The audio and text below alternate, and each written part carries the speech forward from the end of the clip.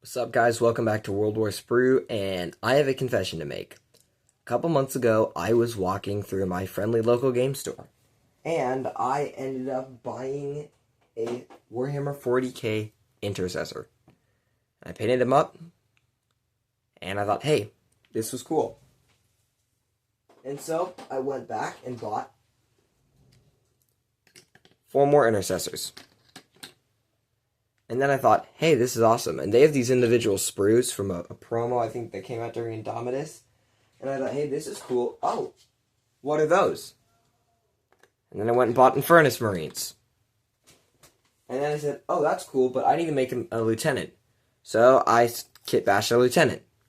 And I said, okay, well, this is all cool, but now I need some more fire support.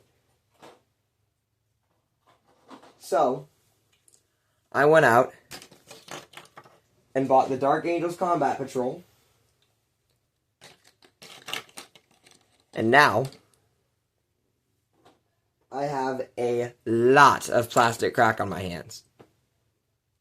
Oh, but that's not all. Because then I realized, oh wait, librarians are awesome. Ooh, but I don't want to pay $38 for one.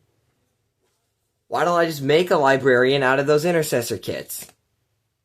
And then I said, okay, well this is, oh, Stern Guards. Stern Guards are cool, and I have lots of parts I can kit bash with. Now I have a bunch of Stern Guard veterans. And then finally, after all that, I said, well, now I need a vehicle. So I went out and scratch built a Predator Destructor. And now I have a Warhammer problem. Alright, thanks for bearing with me. If you noticed, I have 10 unbuilt Intercessors from my Dark Angels Combat Patrol. And I thought today I would show you how I paint them in an Ultramarines-esque paint scheme. I actually have my own successor chapter. I call them the Knights Cerulean. Their emblem, instead of being the upside-down U of the Ultramarines, is a white background with a red cross on it. But I'm going to show you how I paint my Ultramarines power armor today. Alright, to start off, I just primed it with a basic white primer. You're going to want something that lets all the details show through, but still is going to give good application. And honestly, you can just leave it gray and paint it. However, then your minis will have a slight gray undertone to everything, and additionally, white will be hard to paint. I did not go out and buy a $7 pot of Macragge blue. Instead, I have this dark Prussian blue, which I used for some of my Russian soldiers for my Clash of Steel and Fight Your Own Wars army. And then I have this neutral gray, Vallejo. And then finally I have Vallejo white. And I actually have a power armor recipe for these, so we're going to give them a good shake real quick. And we are going to start by dropping in 9 drops of dark Prussian blue. And this paints about 5-6 Space Marines. 1, 2, 3, 4, 5, 6, 7, 8, 9. Now we're going to go in with the white and drop in about 3 droplets of white.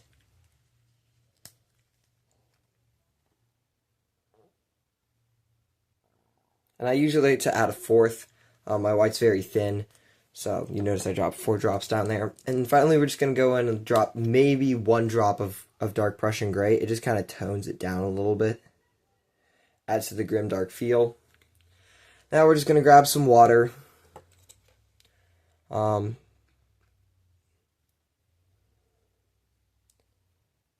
Let's grab a half droplet more. Alright, there we go. And now we're going to mix it all up. And then we're going to start applying it. I'm using this number 2 paintbrush. This just came from Hobby Lobby. I like it a lot. So we're just going to mix it all up. And you'll see that it'll make a really close to Macragge blue color, perhaps a little bit lighter. But that is what I aim for, because we are going to dark it down with washes. And so now I'm just going to take this and slather it all over the miniature, all over the blue power armor areas. And I don't want to get too much of it into the cracks. I want it to be pretty thin. That way the recesses still show through. But I'm just going to go here applying. And we're just going to go into all the recesses. We're going to try to avoid, I like to paint this knee plate this shoulder pad white, and I'll of course paint the guns black and silver. So I will try to avoid painting as much of that blue as possible. I will show you when I am done. Alright, now that we are done finishing our lovely boys in blue with a base coat, the next thing we are going to do is want to paint all the black parts. And for this, I use this Dovet airbrush paint. It's just a black paint, but it works kind of like a speed paint. And I would like to say on that note, that while speed paints are useful and I like them, I think they have a place in modeling, especially in Warhammer, I also don't think that it's worth donating a kidney so that you can buy Citadel speed paints. I think Army Painter and Vallejo provide good options. Plus, if you can find Tamiya is a really good brand for speed paints, that kind of stuff. But I'm just going to put a drop in my palette, and I'm going to take a smaller brush this time. Honestly, I like to use this 0-0 brush. I know other people have opinions on that, but I'm just going to take it and I'm just going to start going into the recesses, into the black, the parts in the miniature that need to be painted black. I'm just going to go in there. Sorry about the camera view. We're just going to go in there and just make sure that it's all coated. And one of the things I do like about applying white is that it will show through, and so it's basically a highlight. It will edge highlight itself, and so that is a very nice, that's a very nice thing about speed paints. You can just, like, especially on the bolter, just slap it on. But anyways, I will show you the finished result when it is done drying, and then I will show you the next paint that I will apply, which probably will be white or gold. Just on a side note, I am trying to grow the channel right now, and so if you know anyone who would like some advice on how to paint Warhammer, or you know anyone who just likes good painting videos, I may not have the best quality on earth, but I certainly I certainly have the heart for it, and I put the work in. So please leave a like and subscribe, and also if you have any painting techniques that you prefer, think that could improve my painting styles, please by all means leave a comment on it. Alright, now that we are done applying black, the next best color for us to apply is going to be gold. And my reasoning behind that is quite simple, because we are going to paint this epaulette, that shoulder pad right there, white. Highlighting it with gold first means that if we paint over the gold, it is going to be much easier to go back over and touch it up with gold. It's just easier. So we'll be painting the Aquila, and then all the little details and bits on the gun, and on his belt rack, gold. I am using Citadel's Retributor armor. I know there is some controversy about it, but I think Citadel makes a very good gold paint. I think they make good metallics all around. I would not use Tamiya. And I would not use Testers. I think Testers is a little too light on the metallic part of being a metallic paint. My brush of choice here is an even tinier 000. I don't know what the numbers mean. I'm just going to take the gold paint, and I just like to put some on my palette here just to get it off my brush. We're just going to go in and touch up the Aquila.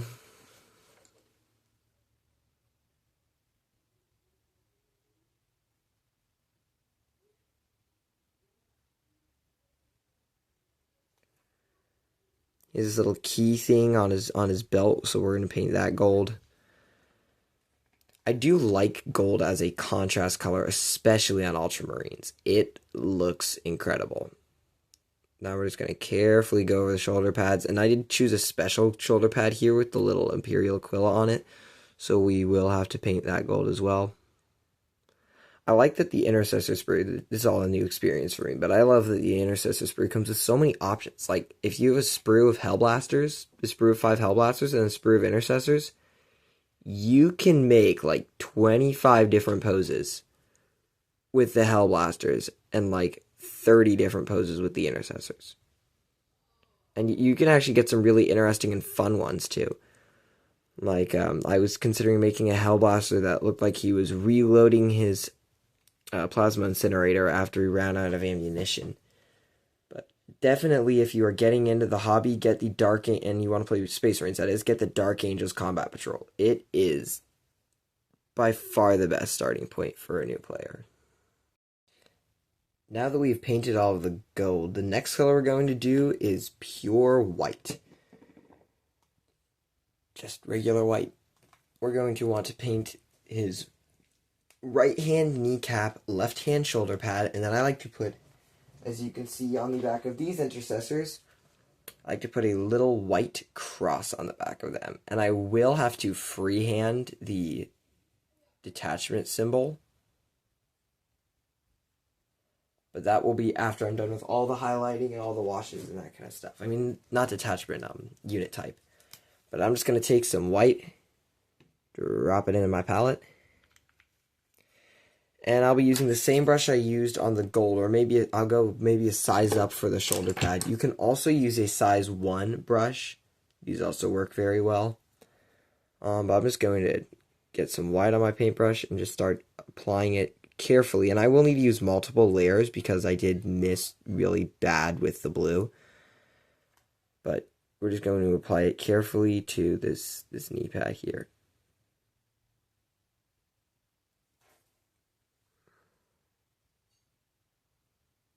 One of the things I like about Vallejo's white is you really only need, even over black, you really only need 2 layers. Even if it is watered down, even if you do thin it with water or thinner, you really just need 2 layers to make it look like a very pure white, or at least close to pure white. It doesn't take much. The first layer is usually pretty messy, and then the second layer just goes on like butter.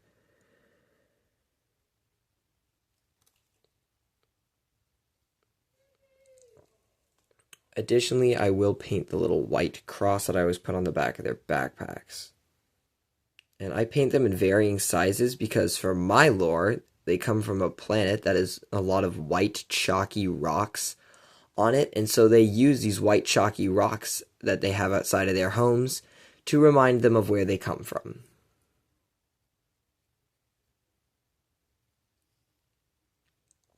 One of the things I like about playing Space Marines is that there actually are different chapters, and you can make your own successor chapters, and so you can personalize the army to play like you and to represent who you are. And that's really fun.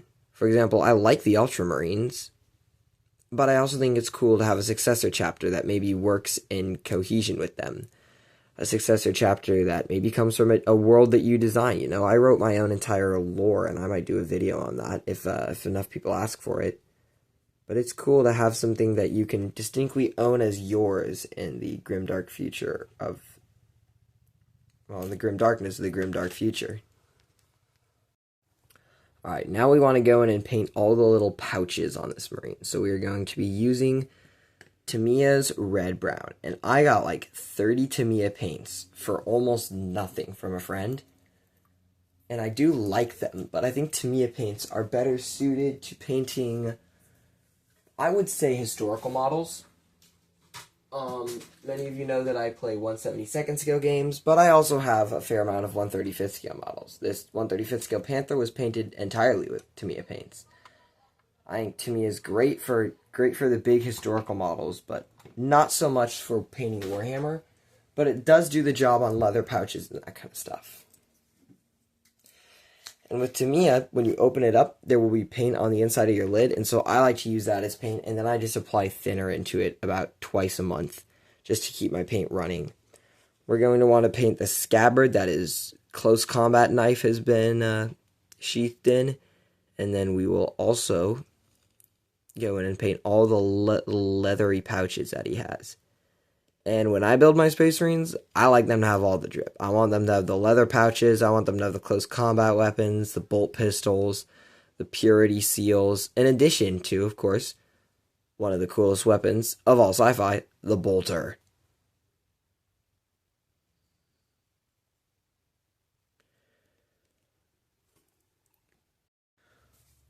One thing that is noteworthy with Tamiya acrylics is they dry crazy fast. I applied the Tamiya paint about 30 seconds ago, and it is already about 30% dry. If you want to be doing any blending, if you want to, say, paint non-metallic metal, or doing any soft highlights, do not use Tamiya paints. I would recommend Model Master or Vallejo if you want to do blending. I don't have much experience with Warhammer, but I have painted many World War II and historical miniatures, and some of them turned out really good. And really, Tamiya, the only thing I used Tamiya paints for example, on this Waffen SS soldier, was the base coat. Everything else was done with Vallejo paints and then airbrush speed paints. Unfortunately, my metallic gray is a Tamiya paint, and Tamiya does not make good metallics, but it is the only metallic paint that I have. I ordered some Model Master, an army painter silver, but it has not come yet, and I just ordered it. So that may take a while, but I also do not have much of this Tamiya silver left. I actually have to get my brush into the base of the bottle, but I'm just going to hit all the silver parts now. So we're going to hit the gun barrel, in addition to the back half of the gun, and then this little mechanism thingy on the top of the gun. I don't know what it is. Maybe it's like a gas chamber or something. I don't know. Bolters are like grenade launchers, but cooler. Like somebody crossed a Star Wars E11 with an American M40 grenade launcher.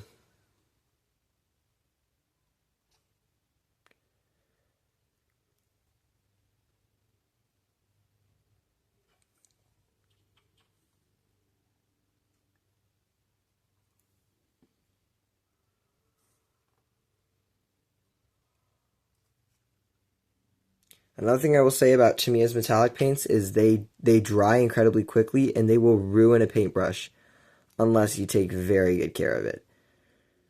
So Tamiya is, overall, it's a 10 out of 10 for base coating paints, for dull colors, if you're painting a World War II diorama or something.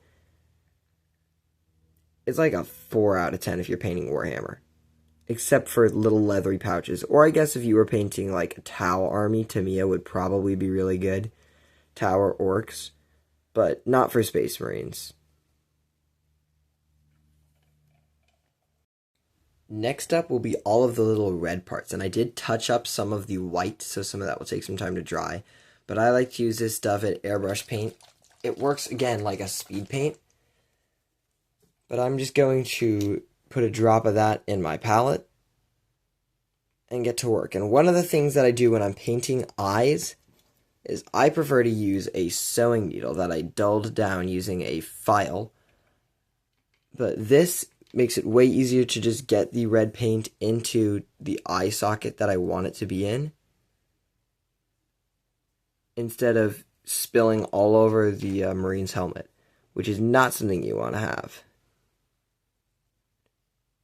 It still spills out a little, but then it just looks like the helmet is glowing. And that is a cool effect. I mean, you can imagine what an 8-foot tall Space Marine walking onto the battlefield and then his eyes start glowing. You'd be pretty terrified. Alright, we're going to paint the purity seals red.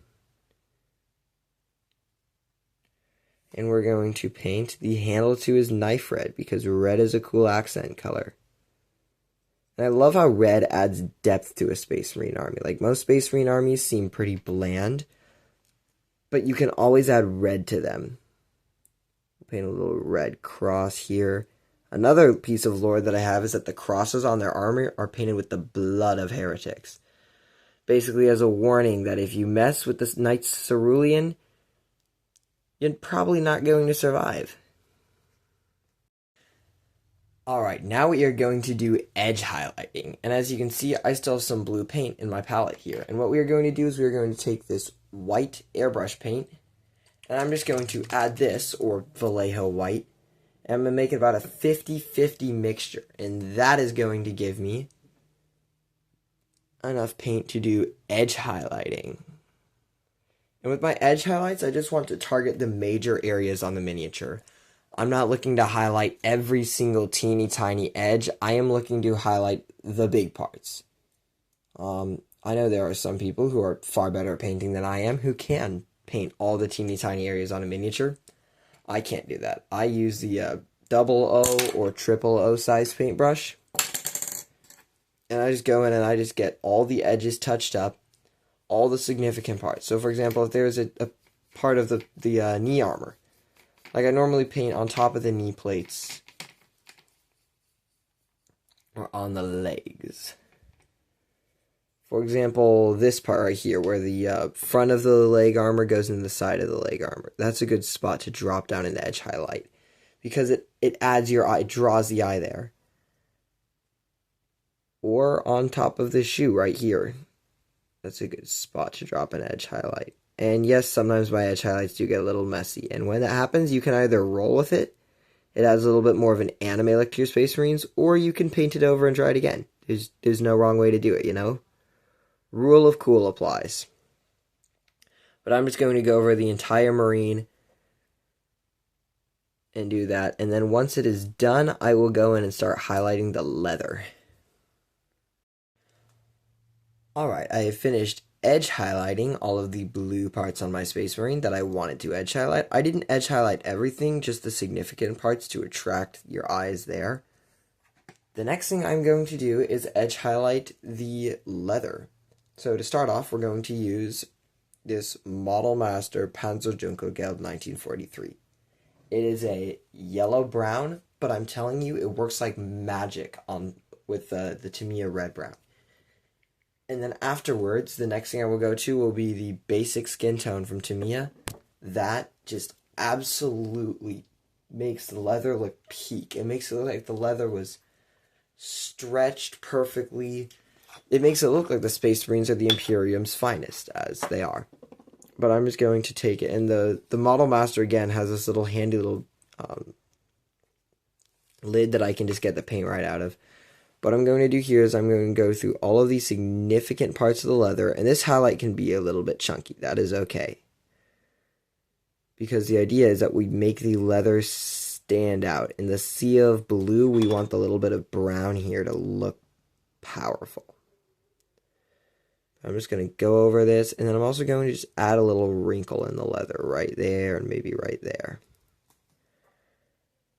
We'll go over here to the scabbard and put a little bit of edge highlighting on there too.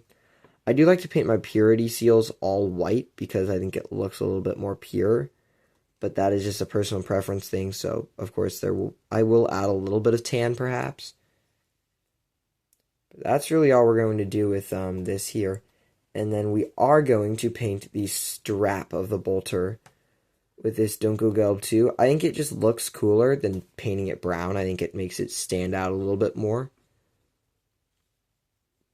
The trick with painting Space Marines, because there's so much blue on them, especially Ultramarines, is in a sea of blue, making the white, the gold, and the browns and the reds pop. And even adding, bits of yellow, have some cool scouts.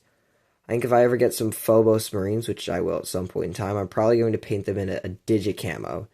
Just because digicamo is cool, and it would also make them stand out. It would also make them someone say, hey, oh look, those are Phobos Marines over there. Another thing that I like to do is specialized weapons. Give them something that stands out a little bit more. For example, with my Infernus Marines, I painted them with a pearly white, and then edge highlighted with pure white, and then went in with a wash to make them look really grimy, but it makes their flamethrowers look super powerful. Alright, we're getting close to being done, so next we're going to take this basic skin tone from Vallejo, and I am just going to drop a tiny drop right here, and we're just going to use that to highlight all the leather. And I forgot to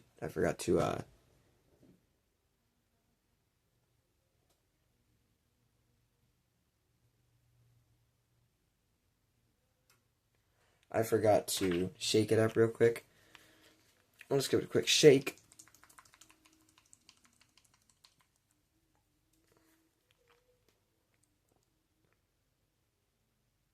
Deposit just a drop right there.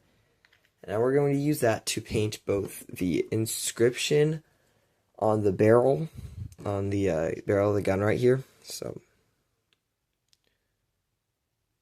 it did come out very, very thin.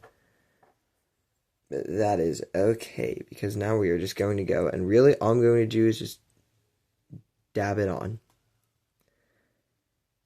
I don't need much, I just need a little bit in each spot just to make it pop. I mean, you can see right there, it makes the leather come alive. It makes it jump off the model. hit the scabbard, and now I'll just hit the purity seals lightly with it and just wipe a bit of it away. I feel like that gives the purity seals the perfect ratio of white to tan.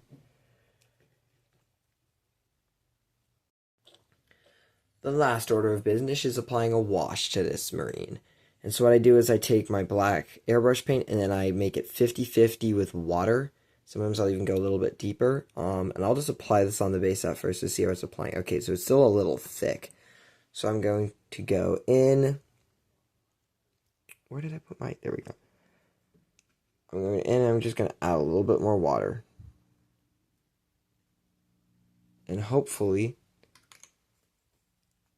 that'll make sure that it's thin enough. Yeah, that's good thinness. Now I'm going to go take a big brush and just absolutely slather him in it. I mean, you can use a size 3 or 4 here. That's more than sufficient.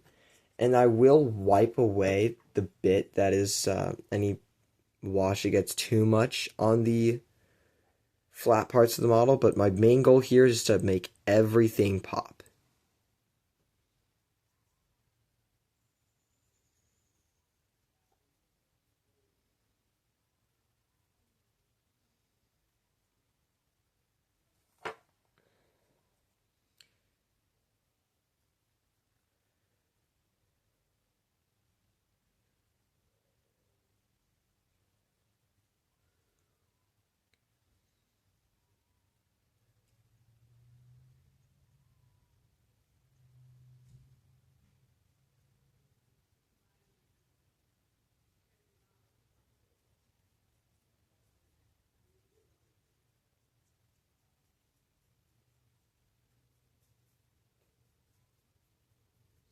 One of the important things with washes is if you don't know what you're doing, you can ruin a mini with washes. You really need to have a lot of experience. Fortunately, I painted quite a few World War II model kits before I got into Warhammer, and so I was already well experienced with applying washes and then dry brushing over them to get the finished product.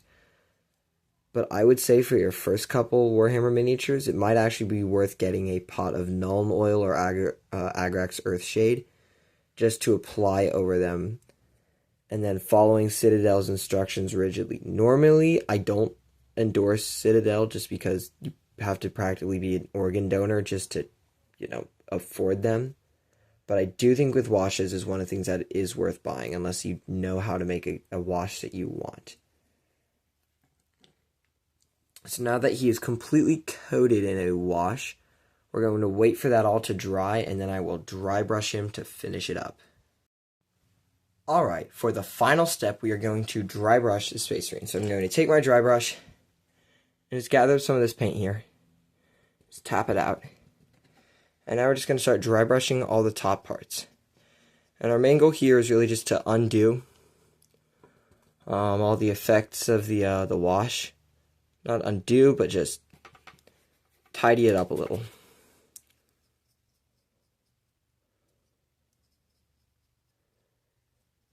We're just going to hit all the nooks and crannies. And we're only hitting the blue power armor. That's the important part. We don't want to hit any of the white or the gold.